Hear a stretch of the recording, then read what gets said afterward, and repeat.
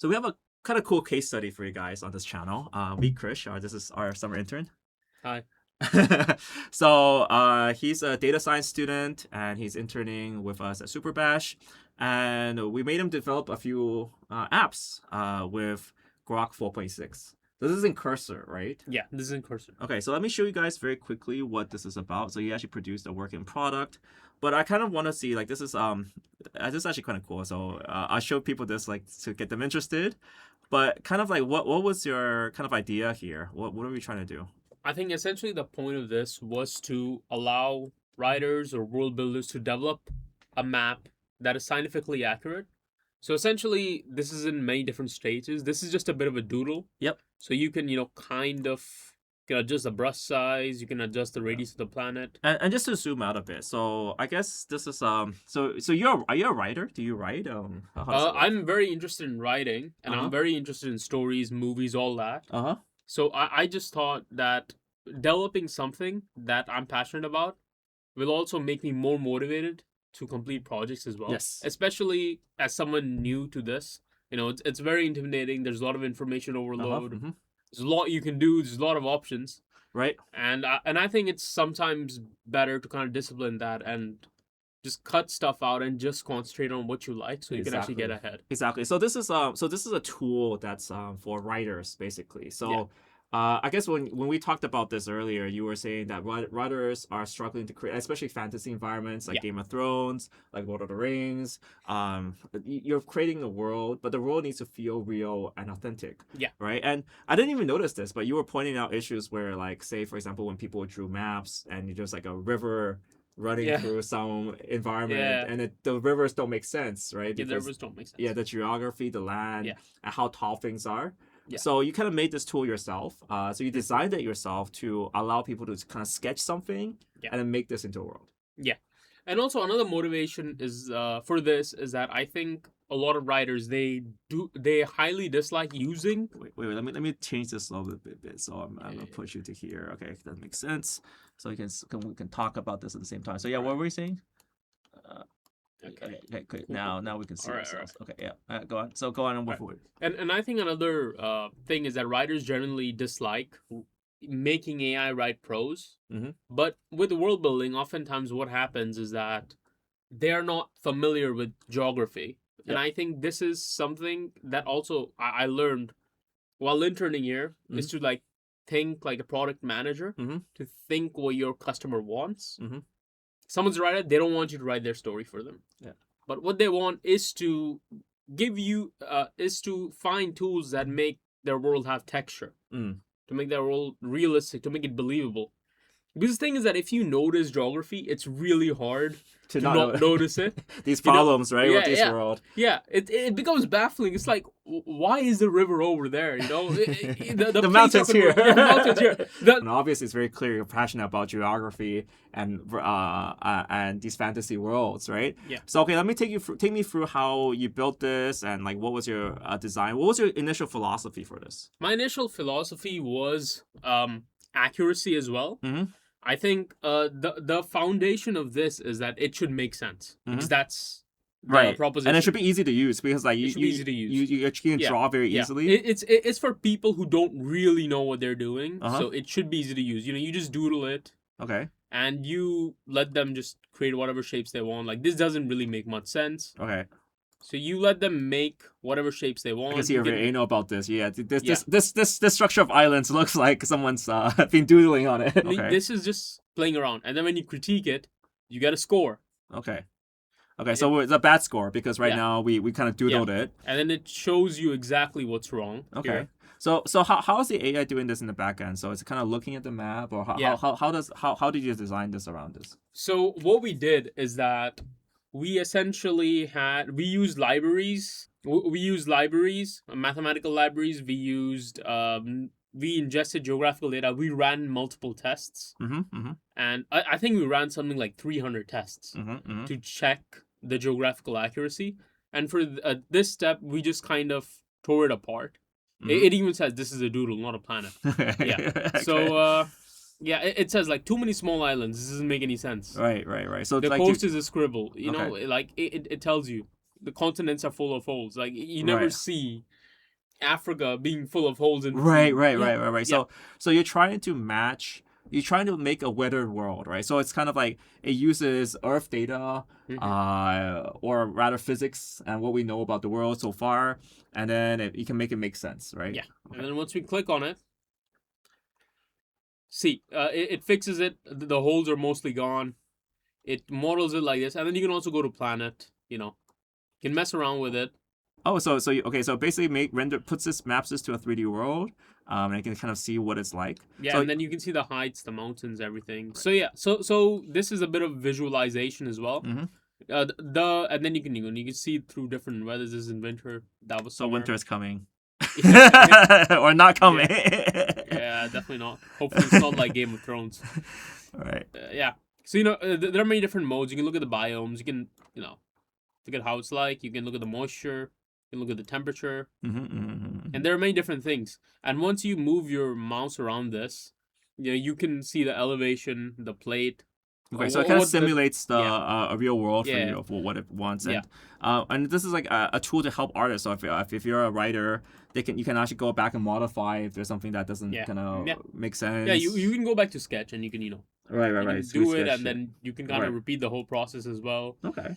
Yeah, That's really cool. So, making sense. So we have a good idea of what this tool does, but I actually want to know a little bit more about the development process because you said during the development process, it wasn't super clean, right? You it was. encountered some roadblocks. So, like, what are kind of like the roadblocks you encountered? Can you tell me about it? I think one of the roadblocks I encountered was I kind of underestimated the complexity of it.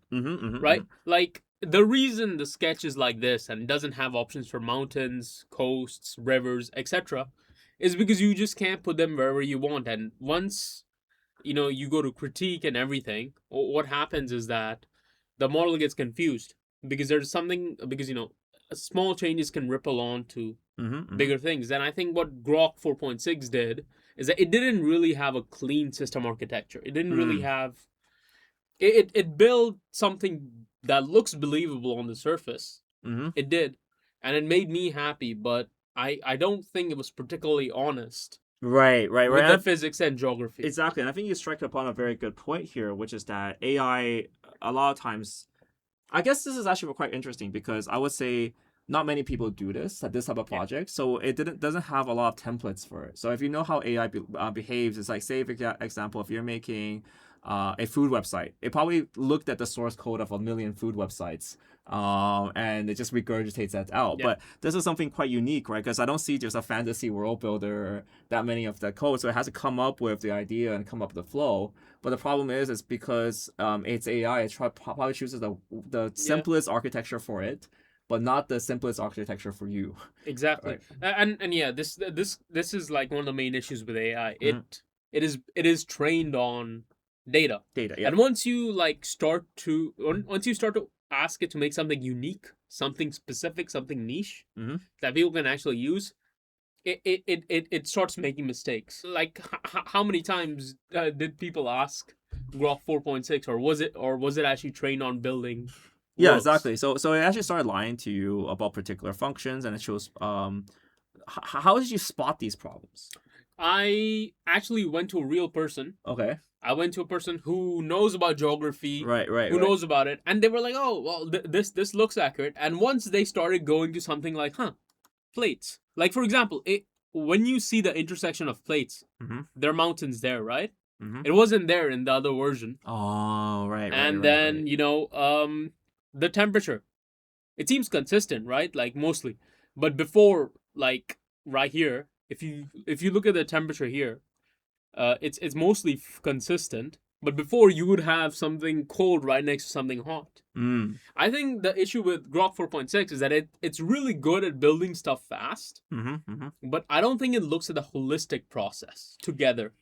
It builds stuff separately, and Yes. and then they don't wire together well, and that's where I think humans should actually be involved. Yes, of course. Yeah, of course. So I guess like this is about reliance on AI as well, right? Where AI will produce something that looks and can fool you. Yeah, Especially if you look at like this is kind of like a simulation, right? yeah, But the simulation result is not what you wanted. So you went to an actual geographer and said, hey, look, you know, like this someone who kind of like knows geography, even the basics of it. Yeah, even the basics of it. So at the end of the world, you want to make a believable world, and you want this AI tool to help you, right? This is a tool you developed, and you want this tool to help you build it. But I think the AI is not the most important part. The AI helps you build a tool, but eventually you want to publish this tool. You want this tool to be used by other writers, etc.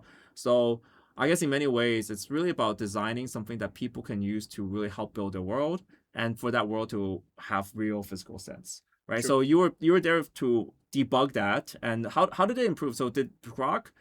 Okay, so during the building process, did you change the simulation, or how did you fix the problems that you stated?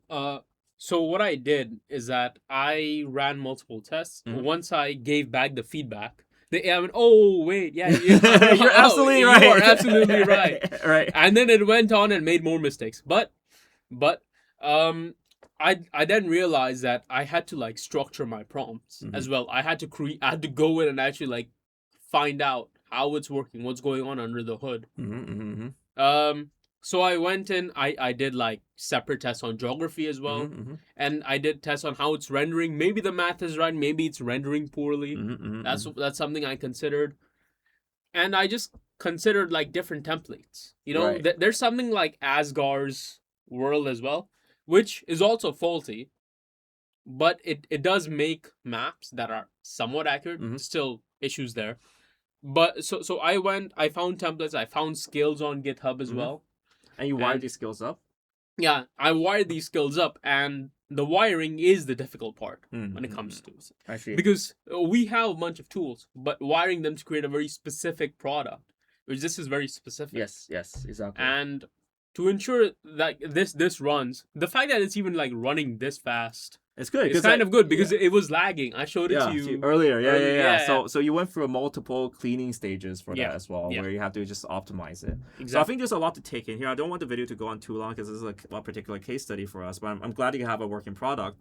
And I think there's a few key take homes, which is I guess right now AI is smart enough to do smoke tests for the actual website. So it builds, it loads, like the functionality, the buttons click. But the problem is that it doesn't do a test for geography. It doesn't actually do the test that you need. So you need to start adding your own skills to make this fit reality. So another thing I noticed is that the AI is that fanning out sub agents and agentic sometimes worked against me. Okay.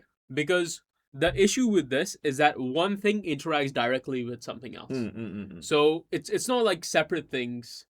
You have to just kind of do it together. Okay. I see. If they're working in parallel. I see. They're developing it differently. But if you like make, if there's a small change here, it's gonna affect the plates. Right. Yeah. And I see you have multiple features, like say for example the relief, the moisture, and you can technically fan out your sub agents to do the plates and whatever. Yeah. But the issue is that maybe you have to do the plates before you do the heights, right? Because you have to generate the mountains after the plates are there, right? So it's that there's certain blockers which. Yet again, I guess because AI is not really good at making geography. It has it, but it's like it doesn't have the I guess what would you say, the patterns? The training. Yeah, the training and the patterns, right? Because AI is very good at programming with patterns of engineers. So if you want to build a website, you have to do a smoke test for your Vite, or you have to do a smoke test for your CSS, right? It has all these developer patterns, but it doesn't have patterns for making geography. So when you're building a niche project for something like this, you have to specify the patterns, and you have to you have to be more clear about the order. Yeah. So how do you find Grok? You use Cursor, and then you experienced a few Grok models. How did you find it overall? I think it was good. It was fast. I developed it pretty quickly. But then it does need supervision. I think it needs supervision because it's not really it's an AI. It's not an AGI. It doesn't really have general intelligence. Yes. Right. So you have to like tell it what to do. Right. Because the speed was good. Yeah. It built stuff quite fast. Yeah. It whatever it built, it was quite complex for the time.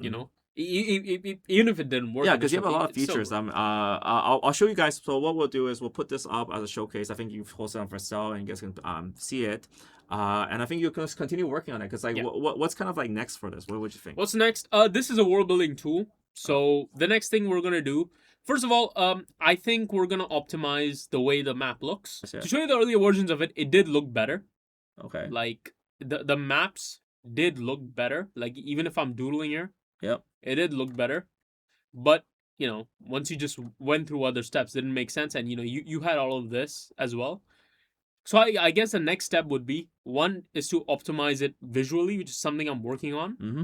as well. And it's kind of interesting actually. If you look at the older version of this, once you lifted up the mouse, it will weather the world, right? So it actually went through a two-step process. Like right now, if you just draw it, it would actually render some bits. But this is actually weird if you're designing, right? Like it's like sometimes we just want to fill everything in. So I feel like breaking it down into steps, like one is like, okay, you have the rough structure of the world, and then maybe you have to weather it for like a million years, right? And then simulate the weather for a million years, and then that works. Yep, that's true.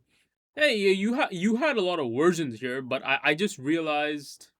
Okay, so number one, yeah, this is visually might look like a downgrade, but my main thing is that it should work.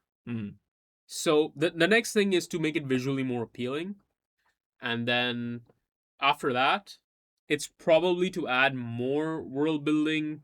Yeah, settle towns. You have a bunch. For example, like for now, you can do settlements. Right. It pretty much like auto describes wherever you settle. Oh, that's pretty cool. Like this is a farmland. Oh, that's pretty cool. Hopefully that's a pastoral town. That's a mine. Oh, okay, cool. So we're starting there. So I guess the next step would be to add like trade routes. Yeah. I think it was here, but yeah. There's many layers. Yeah, there's many layers. The complexity will rise. It's too. I'm running this on my MacBook Air. Yeah. So that's another issue. That's another limitation I have to work with, as well. So yeah. Okay, that's really good. So I think this is kind of cool because like yet again I think it's like here on this channel what we wanted to do was to show you guys what can be done, especially when it's what people usually see with AI is AI slop being produced. Like if you just ask AI to build you a world and you say okay, Grok, imagine me a world, it will not imagine you a good world. But making a tool for you to build that world would reduce the slop by a lot because you actually have a full simulator running on here. So I think that's actually really, really impressive to kind of hack this together, and especially for something that's quite unique. I think that's really, really cool. So I hope you guys can follow this. We'll leave it at this. I kind of wanted to bring some learnings for us as well. I feel like first and foremost, good job because like you barely had like much experience with Grok beforehand, and now you pretty much mastered a lot of the skills and Vercel and hosting everything. So it can be done. It's not that hard. And then the second part, of course, is to kind of develop this full product that people can use. So we hope to follow that, and we hope to share some experiences. And I hope you guys find this useful. So guys, thank you so much for watching this video. See you guys in the next one. Bye.